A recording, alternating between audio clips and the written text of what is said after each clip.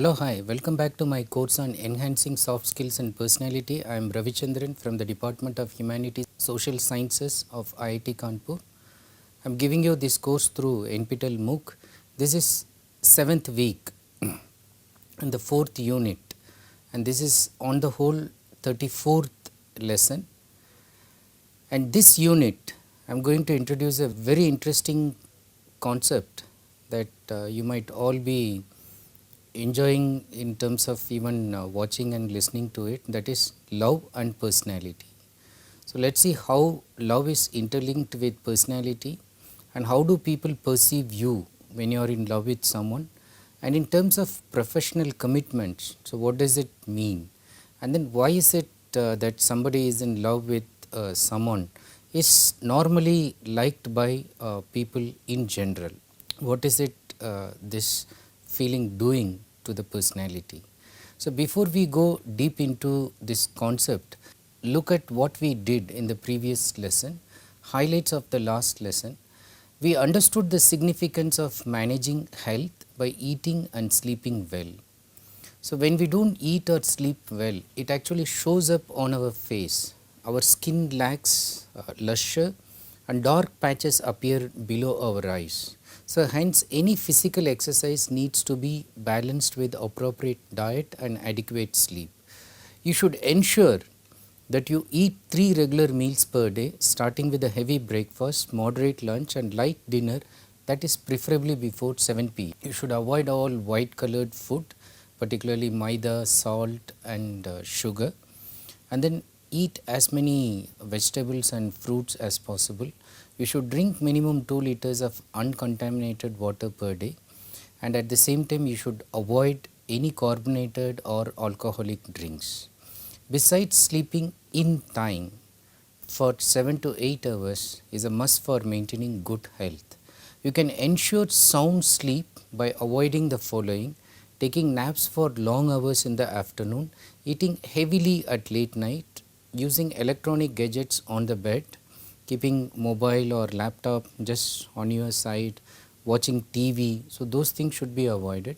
And at the same time you can get good sleep by keeping the environment of the bedroom clean, keeping the bed sheets, pillow covers washed regularly, changed frequently at least once in a week, and then using a cozy pillow for resting your head and feet will all make you comfortable and make you get a very good sleep. At the same time, we also learned that lack of sleep can be dangerous, as apart from causing many diseases, it can also lead to sudden collapse and cause imminent death of a person.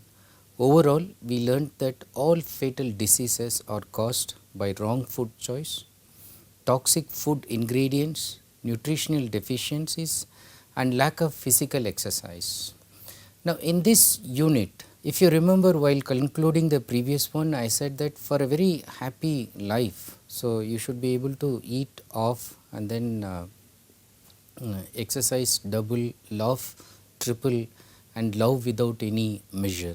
And I assured you that let's look at how you can love limitless without any measure unconditionally, and what are the benefits of experiencing this emotion called love. Now, love and personality. A person in love, as per definition, has a great affection or liking. This is the simple definition of love. Now, if somebody is taking to the extreme or getting addicted or making is a very negative thing, it's a wrong way of interpreting love. But the correct way is just to take it as a positive emotion, something that is expressed as a liking or as a great affection.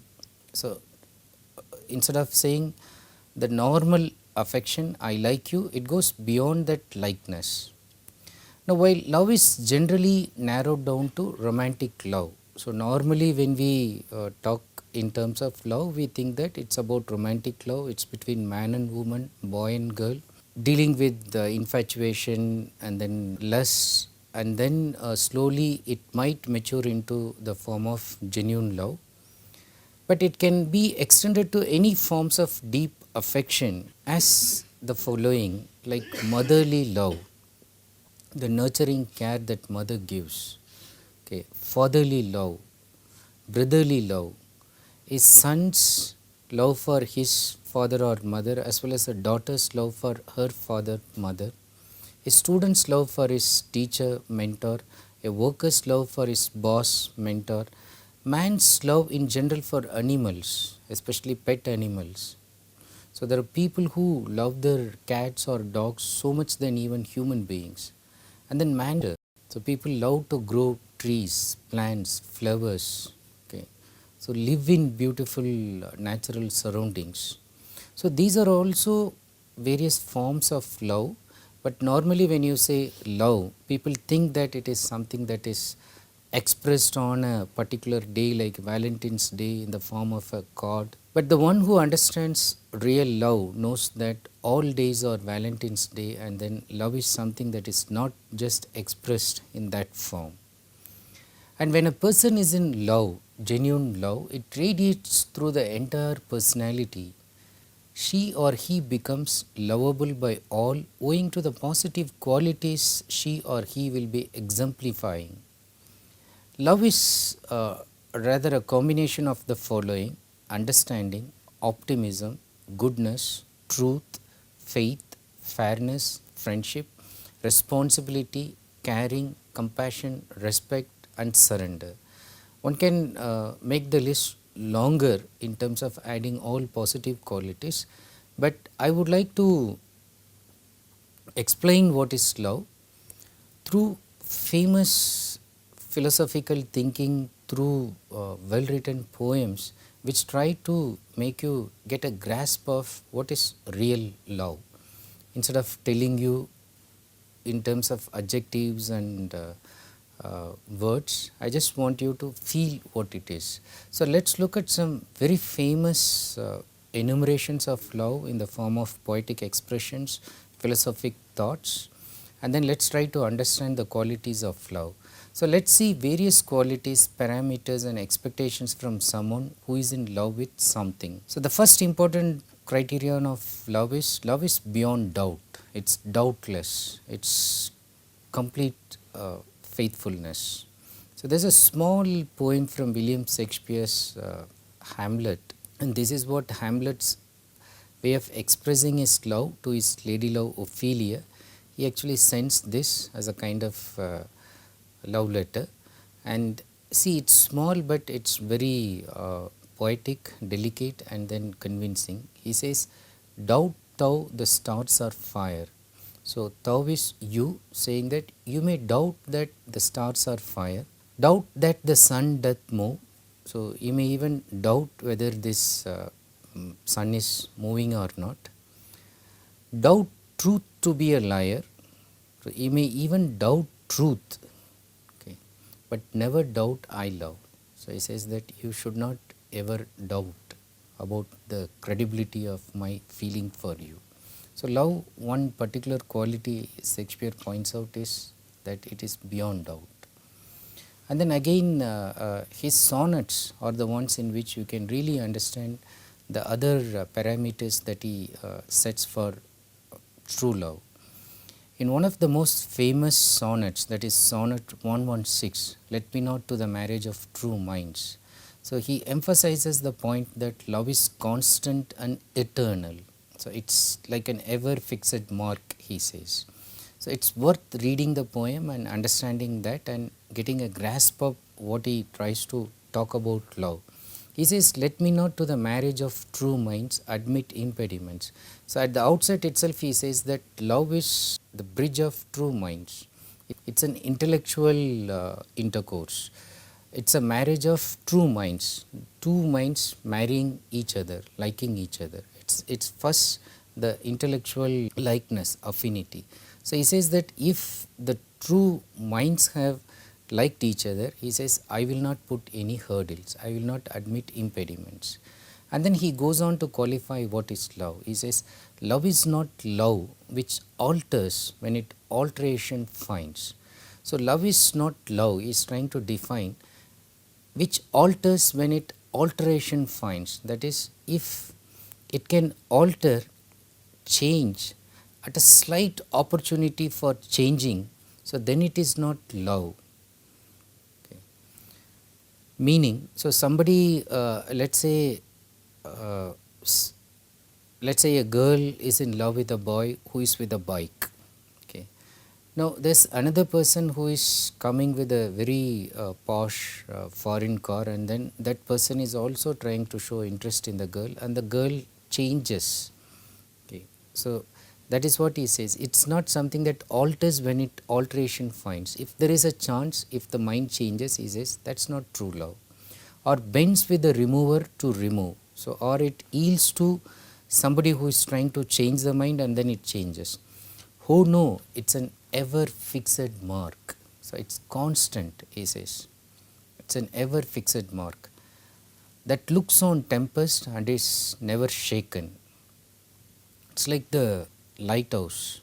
Okay, it's fixed. And it is the star to every wandering bark. Another metaphor he gives is it's like the northern star, the pole star. So that is fixed, and then that gives direction to every wandering bark. So every ships, so which sail on the sea, so that will be able to get guidance from this ever fixed mark, whose worth is unknown, although his height be taken.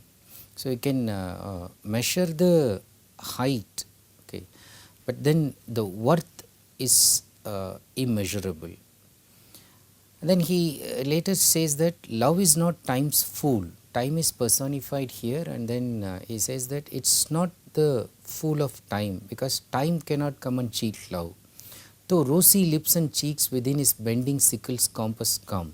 So time is personified as somebody who is coming with a sickle and is able to cut through all rosy lips and cheeks, meaning so all physical beauty, physical hallmarks of beauty says that time can change. So if somebody fell in love with some outwardly appearance, he says that will change in time. But love alters not with these brief hours and weeks, but love will not change because time is changing, but bears it out even to the edge of doom. So it will go till the doom's day. Okay, that is even after death, there is judgment's day. Love will be lasting even beyond that point of time. And then he says, he challenges people, if this be error and upon me proved, I never writ nor no man ever loved. He says, if you prove that I am wrong in this, so I will never write any more poem. And then it also implies that no man ever loved. So love is this constancy of purpose, and it is eternal. It lives even beyond death. Time cannot control love. So that's Shakespeare. But at the same time, uh, today you know that love is taken too literal, and then it simply amounts to saying these three magical words, I love you. But as it is explained by another great poet, D.H. Lawrence, love is not in saying I love you. So love is something that you show in deed, not in words. And in fact, he says it's beyond words. And another thing he says that if you are trying to use words to manipulate your love, he says it's not love. It's a kind of mind perverted love, and you only make mess of love, but there is no love actually. And then he talks about his one instance where he actually made a mess of it, and he explains how. So we have made a great mess of love since we made an ideal of it. So it's not like idealizing something, keeping somebody as an idol and then worshipping the other person, like we have studied in this fixed mindset and growth mindset. So growth mindset actually allows somebody to criticize, whereas in fixed mindset the person wants the partner to be something like a romantic partner, to be worshipped and idolized. So he says that by making an ideal of it, okay, so instead of looking that as a practical thing that you can live through, okay, by supporting each other, we made an ideal of it, and so we made a mess of it. And then he says, the moment I swear to a woman, a certain woman, all my life, that is, I promise to give all my life to this woman, the moment I begin to hate her, So the meaning is that the moment I commit, okay, that I'm giving a bond, I'm writing in bond that I will love you forever. He says that moment I start hating her, because love is something that you cannot bind, you cannot commit. It is unconditional. The moment I even say to a woman, I love you, my love dies down considerably. Okay, so you will find that true love is never expressed through these words, and then he says that when I say that, my love dies down considerably. The moment love is an understood thing between us, okay, even if you understand, says we are sure of it, it's a cold egg. It isn't love anymore. Says you should give it this flexibility. It should be flexible. So you should not try to fix it. And then he makes another comparison. He says love is like a flower. It must flower and fade. If it doesn't fade, it is not a flower. It is either an artificial rag blossom or an immortal for the symmetry.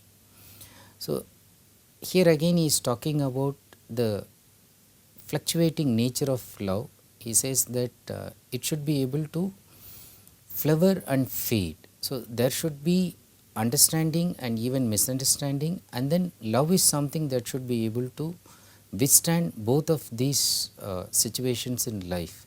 If you are not having that, he says it's just like an artificial blossom decorated on a carpet, and that stays forever in the same manner. And then the modern love, where mind interferes, mind manipulates.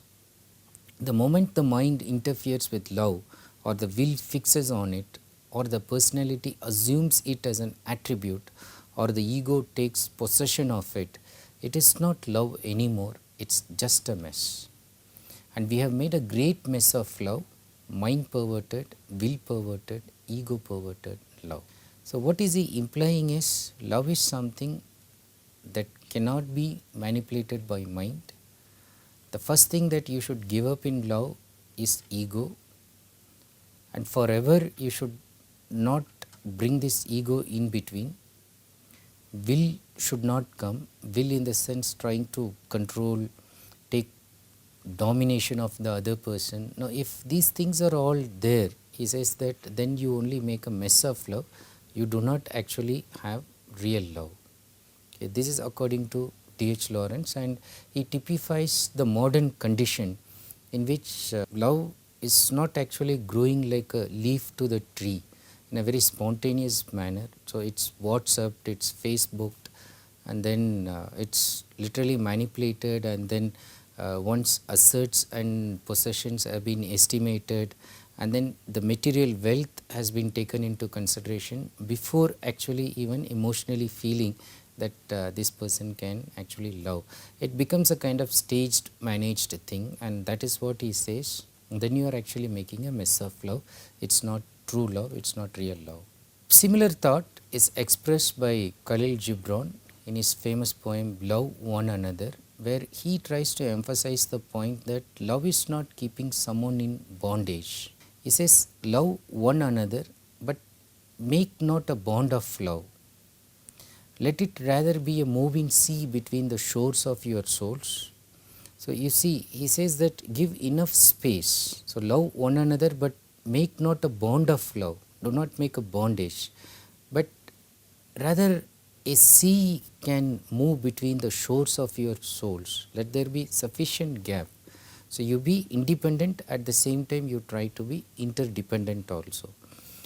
That's what he says in the next few lines. Give your hearts, but not into each other's keeping. So you give, but then it's not for the possession of the other one, or not to be kept in bondage, for only the hand of life can contain your hearts. So the hand of life is a all encompassing life, so where your hearts can be contained, not to one single particular person. And stand together yet not too near together. So you can be standing together but not too near together, in the sense too much of leaning on each other. For the pillars of the temple stand apart. So if you want to raise something like a temple, something that is holy, something that is sacred, something that is highly respectful, highly dignified, So then you need to keep them like pillars of the temple. They stand apart and then they support the temple. So you should not stand close and lean on each other and keep bondage of each other, make slave of one to the other. And then he gives another interesting example. He says, and the oak tree and the cypress grow not in each other's shadow. So if you look at the tall trees like the oak and cypress, so they grow tall, they are self-reliant, and then they are not depending on some other trees, not in each other's shadow. So they are highly independent. So here he tries to highlight the point that love is something that is independent but capable of being interdependent, but it's not going to keep someone in bondage. So that is his vision of love. Let's look at Richard Lovelace's idea about love, where he talks about this in his poem To Althea from Prison. So here he says that love is complete freedom. In the poem, actually the poet is trying to depict a situation in which this was an autobiographical incident where he was imprisoned for some reason, and then in the prison he wrote the poem to his lady love Althea. And look at what he says. He says, stone walls do not a prison make, nor iron bars a cage. He says, all these stone walls which are surrounding me cannot make a prison for me, nor iron bars a cage. They cannot cage me, my spirit, my love. Okay. Again he is emphasizing on the fact that love is freedom, and it's such a free spirit that nobody can bind it. Minds innocent and quiet, take that for an hermitage. So when you put me inside, it's just like a hermitage. If I have freedom in my love and in my soul I am free, so implies that I am actually free in my love, and in my soul also I am free. Angels alone that soar above enjoy such liberty. So the love that I am experiencing, even if you put in my prison, and the spirit in which I am able to connect to my lady love, only angels, they will be able to enjoy the kind of liberty that I am enjoying. Similar thought is echoed by Richard Bach. So in simple words, he says that if you love someone, set them free. If they come back, they are yours. If they don't, they never were. So if you release someone, he says, don't keep them with you, don't crush them or cage them with your love, but then you set them free, allow them to do whatever they want to do. And if the love is real, they'll come back to you and they'll stay with you, and then it's yours. And if they don't, it means they never were, they never were with you. And then the most interesting and most appealing one actually comes from the Bible, where it tries to emphasize the point that love is unconditional and all encompassing.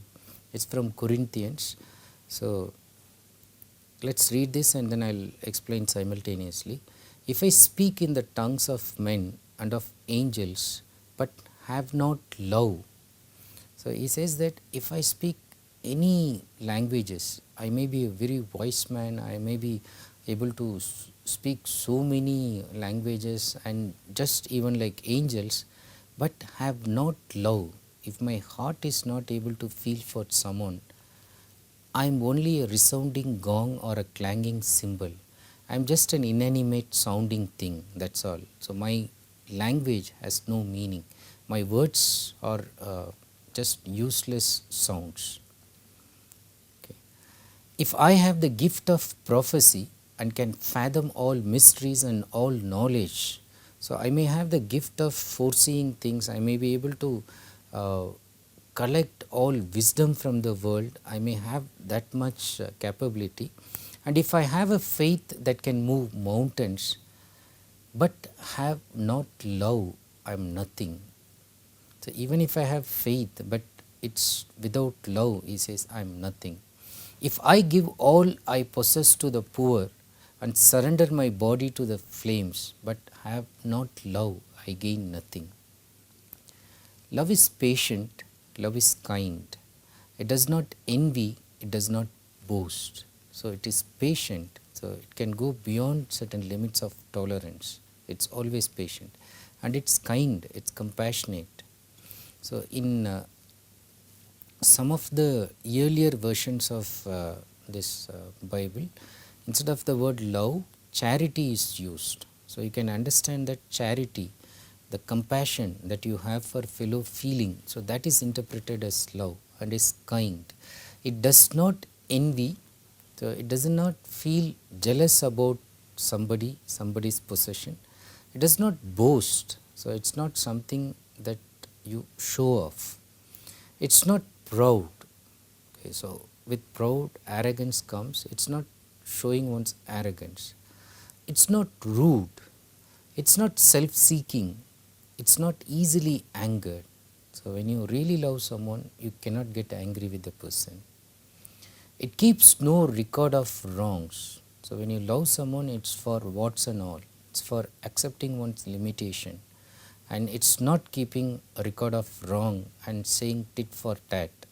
You did something wrong, so I'll do that for you and prove you how it hurt me on that day. And love does not delight in evil. So it doesn't enjoy doing bad thing at all, but rejoices with the truth. It enjoys being truthful. It always protects, always trusts, always hopes, always perseveres. Love never fails, and now these three remain: faith, hope, and love. But the greatest of these is love. So of all the human emotions, so here it is said that love is the most important one because it is all encompassing and it is unconditional. It cannot get angry, it is patient and it is truthful, it protects, it trusts and hopes and perseveres. Let me conclude with one more interesting thought from Khalil Gibran, where he says that love is something that gives you direction. And when you love, you should not say, God is in my heart, but rather, I am in the heart of God.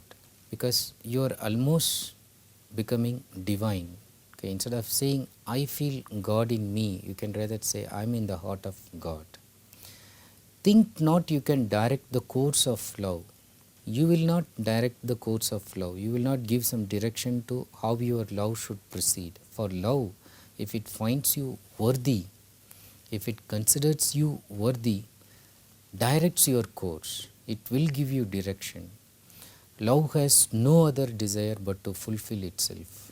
Now, the point that it gives you direction is very interesting because you hear so many stories of people who have literally crossed any mountains, seas, just to achieve something for the person that they love so much. So it need not be a romantic partner, but it could be for children, it could be for parents, it could be for some business partners, friends. I was touched by a story of a very old man who is going to work every day, even at the age of 70, 80, 80, and getting some daily wage just to take care of the education of his granddaughter who lost her parents in an accident.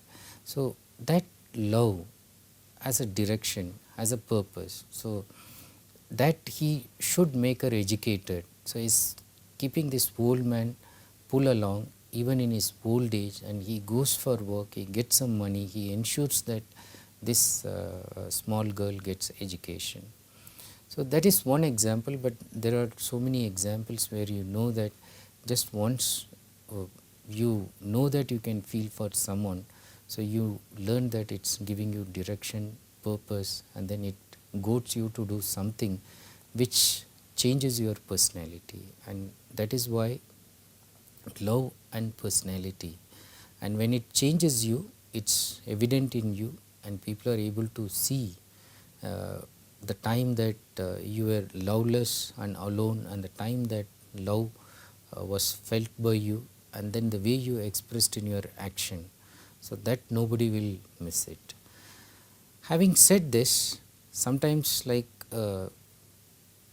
people using the name of love, or rather they abuse it by misdirecting others, misguiding others, or getting lost in this.